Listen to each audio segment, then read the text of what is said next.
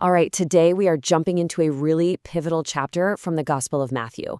It's a chapter that kicks off with a shocking question coming from a prison cell, and we're going to lean on some incredible theological commentaries to really unpack what's going on here. So the whole thing starts with this incredibly dramatic question. Are you the one who is to come, or should we expect someone else? Now, what's wild is where this question is coming from. It's from a dark prison cell, and it's being sent by the last person on earth you'd expect, John the Baptist, the very guy who announced Jesus' arrival to the world. Yeah, that's a jarring question, right? Why would John, the man who prepared the way, who was so certain, suddenly seem to be having second thoughts? What could possibly be going on? But here's a fascinating thought from theologians like Augustine. What if this question wasn't really about John's doubt at all? What if something else, something much more clever, was happening? The idea is that this was actually a brilliant move by a great teacher who knew his own mission was coming to an end. Think about it. With his time running out, this was just a genius move by John. He didn't just tell his disciples, hey, go follow Jesus now. No, he sent them with a question that would force them to go see for themselves. He was literally pointing them to the source, setting up the perfect transition for them to go from being his followers to being followers of Christ. Okay, so how does Jesus handle this? He doesn't just give a simple yes, no way. His answer is something you have to see, something you have to hear. It's an answer of pure, undeniable action. Basically, Jesus' response is a live demo. He tells John's disciples, hey, just look around. Go back and report what you're seeing and hearing right now. The proof wasn't going to be in a single word, but in the world-changing miracles happening right in front of them. And get this, these weren't just random miracles, Each one, the blind seeing, the lame walking, this was a direct callback to ancient prophecies from Isaiah. Jesus' message was crystal clear.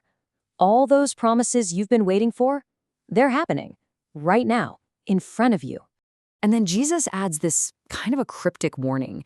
And commentaries point out this probably wasn't for John. It was for the disciples standing right there. He was getting them ready for the biggest paradox of all, a Messiah who wasn't a conquering king, but who would suffer on a cross.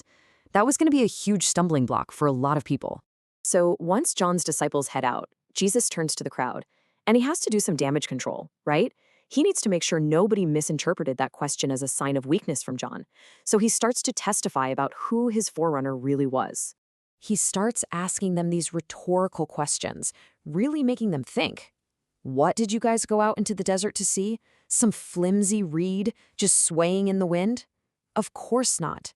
He's reminding them that John was a rock, a man of unshakable conviction. Jesus is really laying it out for them. John wasn't some guy in fine clothes living in a palace. He was a rugged wilderness prophet. And then, bam, he drops the ultimate endorsement. Of all the people ever born, no one is greater than John the Baptist. That's the high praise from the king himself. And this is the big reveal of his testimony. Jesus identifies John as the fulfillment of that ancient prophecy that Elijah would return to prepare the way for the Messiah. Now, as the commentaries make clear, this isn't about reincarnation. It's about John coming with the same spirit, the same power, and the same mission as the great prophet Elijah. But even with John's powerful testimony and all of Jesus' undeniable miracles, some people just weren't buying it. And this leads Jesus to call out the core problem they were dealing with. Just pure, stubborn rejection.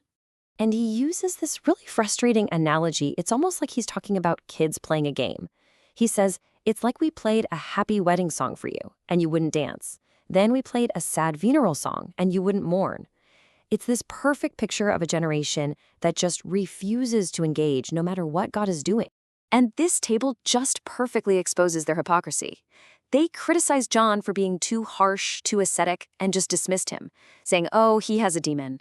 But then they turn right around and criticize Jesus for being too welcoming and inclusive, calling him a glutton and a friend of sinners. It didn't matter if the messenger was harsh or gentle. They were going to find a reason to say no. So because of this refusal to repent, Jesus hits them with this absolutely stunning rebuke. He says the towns that saw his miracles up close are going to face a harsher judgment than even the most notoriously wicked cities from the past. The principle is pretty clear. Greater light brings greater responsibility. But then, right after this super intense moment of judgment, the whole chapter just pivots. It's incredible. After calling out those who reject the light, Jesus extends one of the most beloved and beautiful invitations in the entire gospel. He makes a universal call to find rest. Jesus reveals a profound truth here. He says that real spiritual understanding, it doesn't come from being intellectually proud or having worldly wisdom. It's revealed to little children, those with humble, simple, and receptive hearts. And that flows right into this incredible personal invitation. Come to me, all you who are weary and burdened, and I will give you rest. This is a call for everyone. Anyone struggling under the weight of sin or anxiety or just crushing religious rules. He's not offering another list of things to do. He's offering himself. But this rest he's offering, it's not about just kicking back and doing nothing. It's an active partnership. He invites people to take on his yoke, which is a symbol for discipleship, for becoming his student, and to learn directly from his own gentle and humble heart. True rest, he's saying, is found in walking alongside him. Now, that might sound like a contradiction, a yoke and a burden that are easy and light. How does that work?